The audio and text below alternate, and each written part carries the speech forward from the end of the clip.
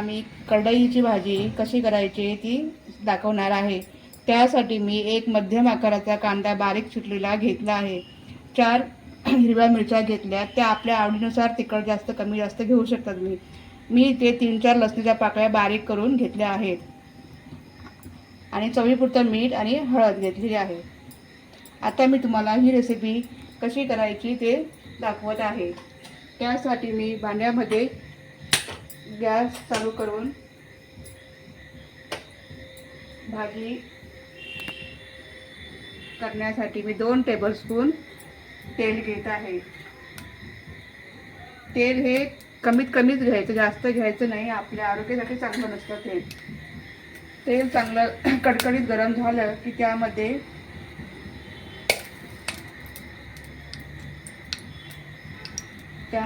लसूण आणि मिरच्या टाकायच्या आहेत।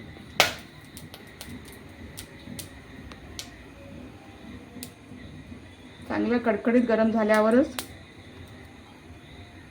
मिरची आणि लसूण टाकायचे आहेत।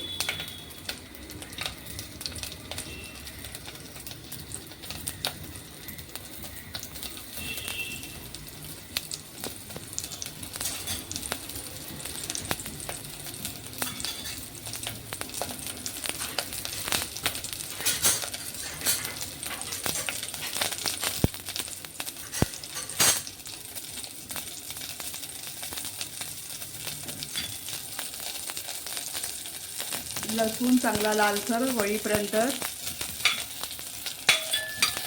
भाजायचा आहे। लसूण चांगला लालसर, मिरच्या चांगल्या झाल्या की आपण एक मध्यम आकाराचा कांदा चिरलेला तो ह्यामध्ये टाकायचा आहे।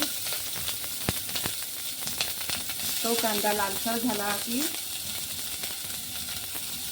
आणि ह्यासाठी मी तुम्हाला एक टिप सांगणार आहे की पालेभाजी जास्त शिजवायची नसते।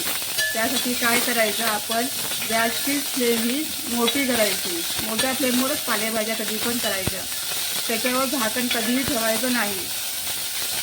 त्यामुळे भाजीला चव पण चांगली येते आणि भाजी पटकन शिजते, पाणी पण राहत नाही।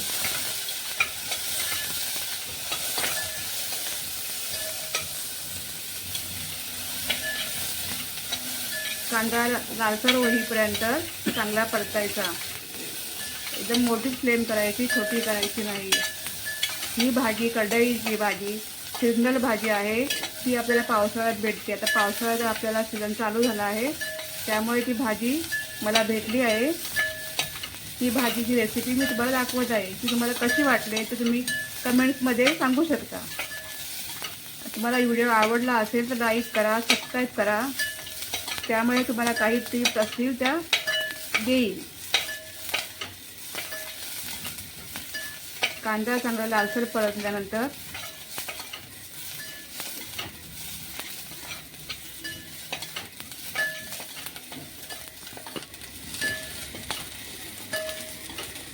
कांदा लालसर होत आला आहे, त्यामध्ये थोडीशी हळद टाकायची। हळद का टाकायची असते, हळदीमुळे त्यात काही जीवजंतू असतील ते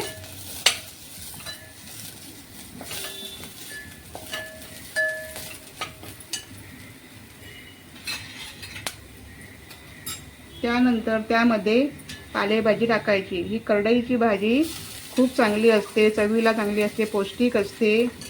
त्यामुळे आपल्याला हिरव्या भाज्या खाल्ल्यामुळे आपल्याला रक्त शुद्ध होते।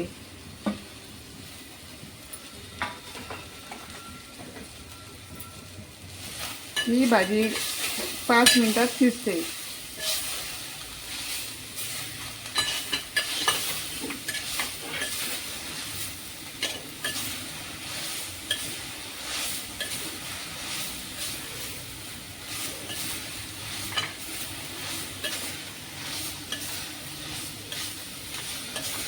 ही भाजी चवीला खूप छान असते,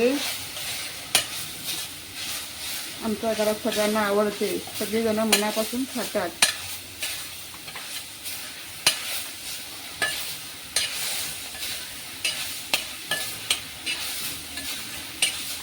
बघा, मोठ्या फ्लेमवर केल्यामुळे पाणी सुटत नाही आणि भाजी पण पटकन होते। आपण छोट्या फ्लेमवर केल्या तर पाणी सुटते आणि पाणी सुटल्यामुळे भाजी बेचव होते, तुला चव नाही लागत.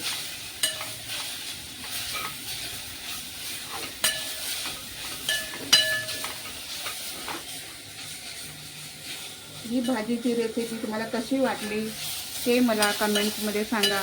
लाईक करा, सबस्क्राईब करा.